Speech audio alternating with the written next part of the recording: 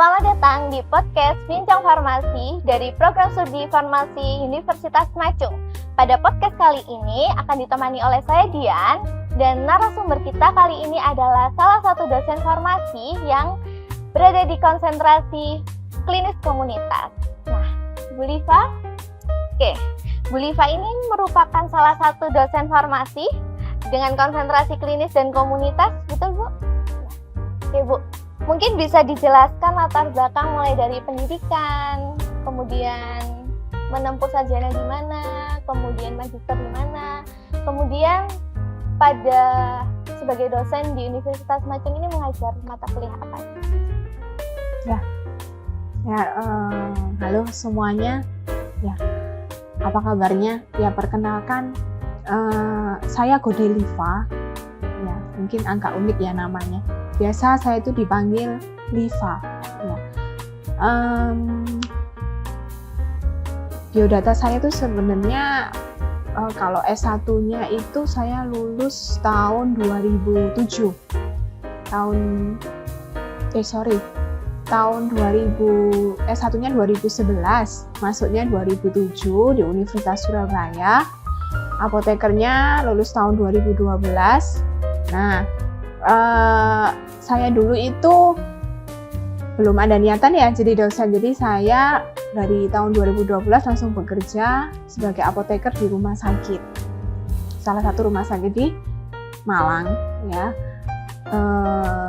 Itu selama 4 tahun kurang lebihnya 4 tahun. Kemudian ya namanya perjalanan hidup ya, kemudian saya berniat untuk jadi dosen. Akhirnya saya ngambil S2. S2-nya sama di Universitas Surabaya juga gitu.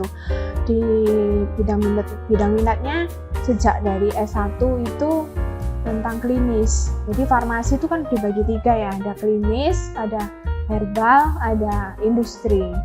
Nah gitu, jadi S1-nya sudah klinis ya, memang ada dari dulu suka klinis. Terus kemudian apotekernya pun kalau dulu itu beda sama sekarang. Apotekernya kalau dulu itu ada bidang minatnya klinis, tetap lanjut klinis, kemudian S2-nya ya klinis gitu. Sampai saya mengajar pun bidang minat saya juga klinis komunitas. Sebenarnya sekarang itu mungkin kalau di Macung masih bidangnya dinamakan klinis komunitas, tapi kalau di universitas lain itu bidangnya itu farmakologi dan klinis. Iya, gitu. Ya, seperti itu. Lalu apa lagi ya? Untuk mata kuliahnya apa aja Bu kira-kira? Mata kuliahnya karena ranah saya klinis ya, jadi ada hubungannya. Kalau di semester 1 itu anatomi dan fisiologi manusia, tapi saya lebih mengajar ke praktikumnya. Kalau teorinya bekerja sama dengan dokter ya, karena kan anatomi dan fisiologi manusia itu hampir mirip, memang hampir mirip dengan bidang kedokteran ya. Kemudian ada farmakologi dan toksikologi, itu memang ranahnya di klinis hubungannya. Terus kemudian farmakoterapi karena ini sudah baru, beda yang dulu. Jadi farmakoterapinya itu dibagi per penyakit gitu. Ada farmakoterapi terkait dengan renal dan kardiologi, farmakoterapi di saraf dan persendian gitu. Terus ada lagi farmasi klinis, farmasi komunitas, farmakoekonomi. Farmakoekonomi itu juga ranahnya klinis. Karena kan hubungan farmakoekonomi bisa lebih banyak diterapkan di rumah sakit. Gitu. Cuma mungkin nggak terlalu familiar ya nama terkait dengan apa sih yang dipelajari di farmakoekonomi, tapi ya nanti. Tertarik nih Bu dengan farmasi komunitas. Saya dulu kan juga pernah kuliah farmasi komunitas nih. Ini kan tentang swamedikasi ya. Ya. Jadi itu belajar tentang swamedikasi ya Bu ya. Saya tertarik itu. Jadi memang swamedikasi itu umum atau bagaimana Bu? Penyakit-penyakit yang ada batasan untuk bisa dilakukan oleh kita sebagai farmasi, ada yang untuk dokter. Ya, kita berbicara di ranahnya farmasi ya. Kalau kamu mau tanya terkait dengan swamedikasi. Jadi itu kita melakukan konseling yang tanpa resep dokter. Gitu. Jadi yang bisa dilakukan swamedikasi itu kebanyakannya kayak diare, sakit lambung, yang penyakit-penyakit ringan itu swamedikasi yang tanpa resep dokter. Penyakit lambung kayak MAH gitu, gatal-gatal, alergi yang masih bisa digunakan, kita berikan pengobatan kita tanpa menggunakan resep dokter. Gitu. Biasanya swamedikasi itu kita memberikan obat tanpa resep dokter, itu dinamakan dengan obat wajib apotik. Yang ada obat wajib. Yang terbaru ini ada, kalau dulu tuh dipecah ya, obat wajib 1, 2, 3. Kalau sekarang itu kan di Permenkes itu sudah dijadikan satu semua. Nah itu sih arti kata swamedikasi ya. Nah, kemudian apa lanjutannya? Kalau yang untuk ranah ke dokter, itu misalnya apa? Maksudnya Penyakitnya. oh, ranah ke dokter, penyakit apapun kamu maunya apa? Mau saya apapun bisa dijelaskan. Kalau misalnya ada istilah Bu kadang itu penyakit sejuta umat, atau misalnya itu yang ranah yang sering orang keluhkan, misalnya kayak darah tinggi, diabetes, kolesterol. Oh, ini kalau boleh sih, ini secara umum ya, tapi saya tidak membahas ranahnya dokter. Mungkin kalau gejala-gejala umum, oke lah, kalau tekanan darah tinggi itu kita sebut sebagai hipertensi. Gula darah tinggi kita sebut sebagai diabetes, gitu. Kolesterol yang tinggi, kalau itu belum didiagnosa oleh dokter, kita sebutnya sebagai hiperkolesterolemia ya. Kalau sudah didiagnosis, mungkin dokter biasanya menyebutnya sebagai dislipidemia. Itu sih maksudnya arti ranahnya dokter ya. Kalau ranahnya farmasi kan obat, iya gitu kompetensinya. Nah, bicara tentang kolesterol, sebenarnya kolesterol itu seperti apa sih Bu? Jadi kolesterol itu adalah lemak, ya, lemak yang diproduksi oleh tubuh. Nah, kolesterol tuh memang jangan, mungkin banyak orang menganggap, saya terkena kolesterol, itu berarti saya punya penyakit kolesterol. Jangan selalu diartikan itu. Kolesterol tuh dibutuhkan di dalam tubuh untuk menghasilkan hormon, vitamin D, terus kemudian asam lemak, asam empedu. Nah itu butuh kolesterol, menghasilkan asam empedu. Kemudian untuk membantu juga membentuk sel-sel yang baru di dalam tubuh kita, itu butuh kolesterol.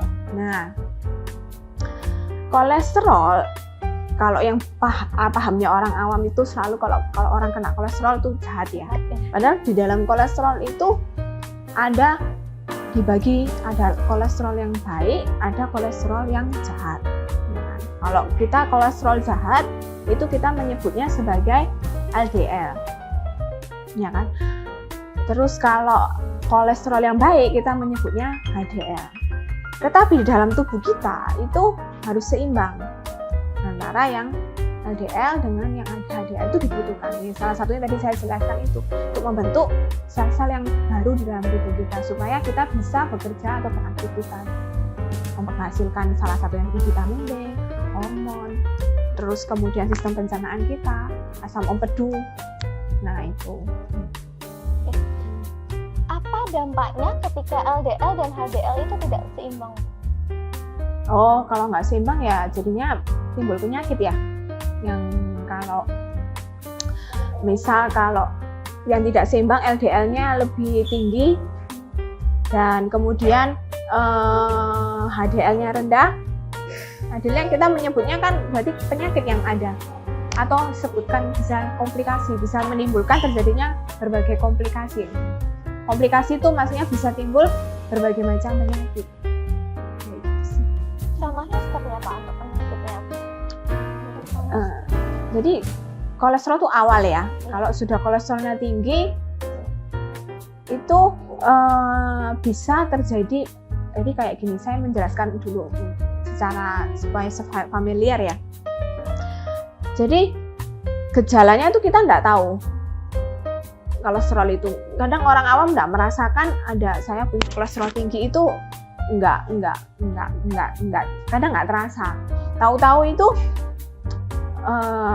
hipertensinya bisa kalau dicek kita pergi ke lab hipertensinya naik, bukan ke lab lah, ke dokter lah misalnya, tiba-tiba kok kita ngeluh pusing, dicek ternyata tekanan darah tinggi. Kemudian ada lagi kok nyeri dada ya tiba-tiba di sini kayak gitu, kok ada nyeri, terus ke lab dicek, oh ternyata terkena sakit jantung. Saya sebutnya sakit jantung aja lah ya, saya nggak mau mendiagnosa oh ini angina atau apa, nanti terlalu lebar ya.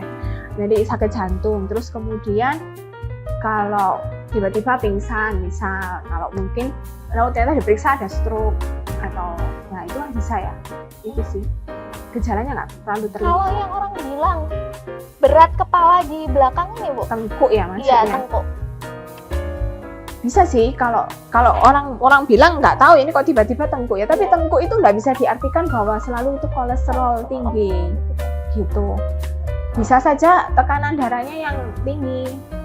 Saya nggak mau ngejudge karena saya bukan ranahnya dokter ya, jadinya harus dicek kenapa ya kok tiba-tiba tengkuk di sini. Nanti dari sana nanti diteskan apanya yang mungkin ada kelainan dalam darahnya.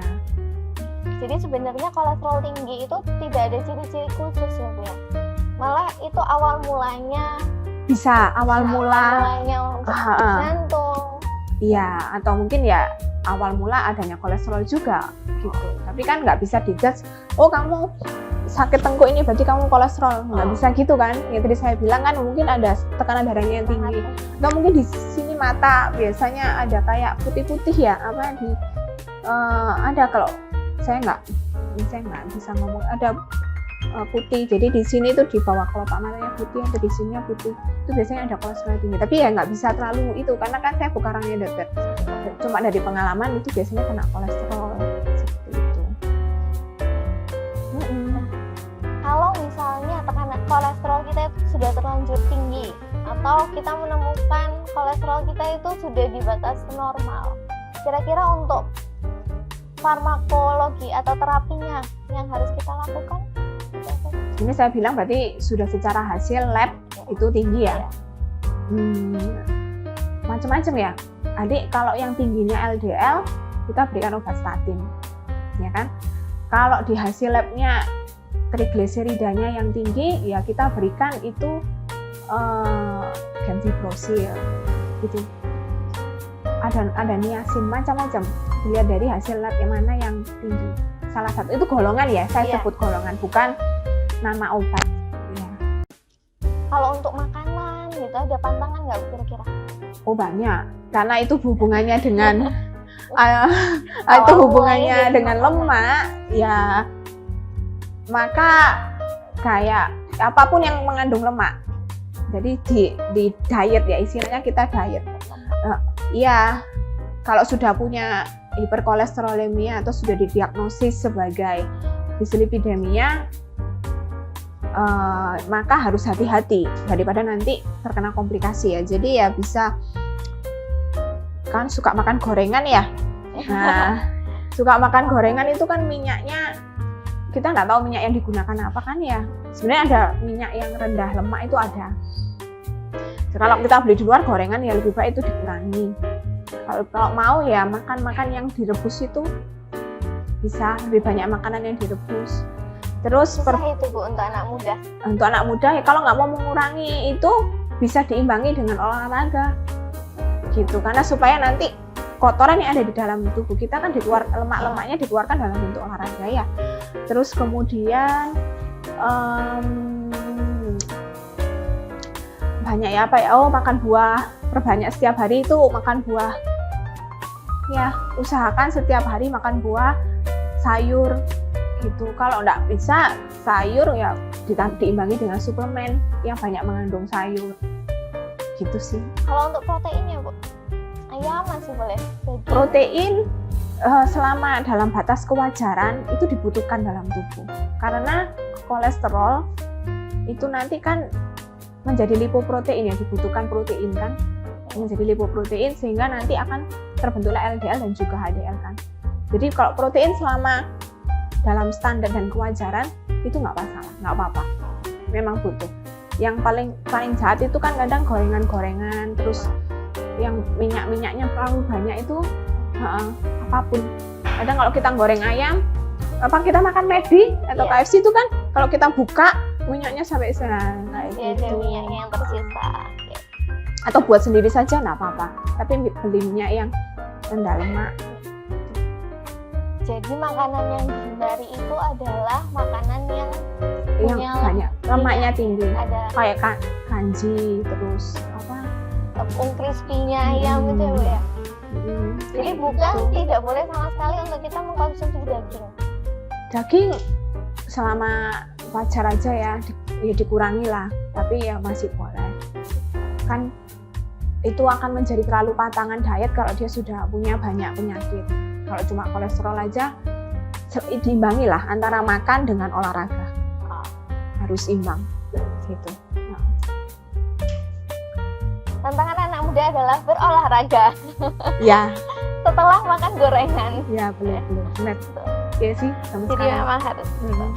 Oke, sekarang kita masuk ke sesi mitos atau fakta nih, Bu. Karena banyak sekali statement-statement di luar sana itu tentang kolesterol. Nah, jadi nanti saya bacakan pernyataannya, Ibu jawab mitos atau fakta. Oh gitu. Oke. Jadi yang pertama, ini sudah kita bahas tadi, nyeri pada area tengkuk. Apakah merupakan ciri dari kolesterol tinggi? Fakta sih.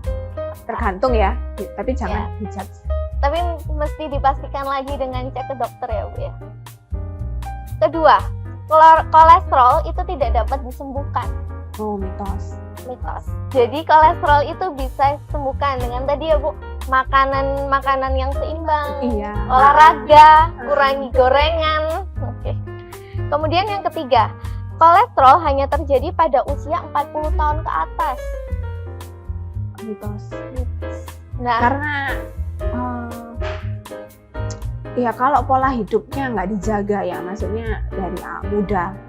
Itu orang muda pun seumur di bawah 30 bisa. Apalagi kalau dia punya genetik. Jadi dari keluarganya sendiri dia punya kolesterol, anak muda kayak kita, bahkan anak yang masih kecil pun juga bisa mengalami kolesterol. Bukan karena dia salah makan atau dia punya bawaannya sendiri ada, itu bisa. jadi Perlu maksudnya dijaga istilahnya. Kalau sudah punya bawaan genetik bisa terjadi di bawah umur 30 bisa. bisa muncul lebih cepat dibanding yang tidak punya Ya. genetik. Seperti itu. Daripada yang tidak punya. Kolesterol. Oke. Kemudian yang keempat, semua kolesterol itu jahat. Mitos. Sudah dibahas ya tadi. Iya. Ada kolesterol yang baik, ada kolesterol yang jahat. Terakhir nih, Bu. Berat badan mempengaruhi tinggi rendahnya kolesterol. Bisa. Mitos. Fakta ya. Fakta. Oh. Bisa. Jadi- Karena kan obesitas. Ya. Kita nggak lepas orang obes misal itu pasti ada kandungan lemak kan.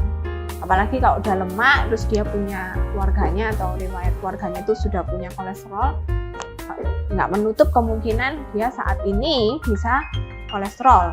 Kalau dia gemuk, kurus pun ya nggak menutup kemungkinan, sama. Semuanya sama. Pokoknya ya itu saya tadi bilang.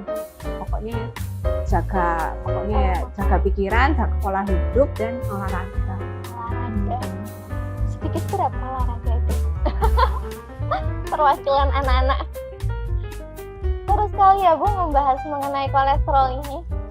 Kita jadi banyak pengetahuan, terutama memang yang beredar di masyarakat itu kan kalau sudah berumur itu baru kolesterol muncul. Nah, ternyata kan kita dapat ilmu bahwa anak muda pun bisa kena kolesterol kalau tidak menjaga pola makan, tidak olahraga teratur. Terima kasih banyak, Bu. Sama-sama. Banyak sekali ilmunya untuk pada podcast kita pada sore hari ini. Jangan lupa untuk teman-teman di rumah untuk subscribe channel ini, Farmasi Universitas Macung, dan jangan lupa tinggalkan komentar kalian tentang penyakit kolesterol. Siapa tahu ada teman, keluarga, bisa ditanyakan di kolom komentar di bawah.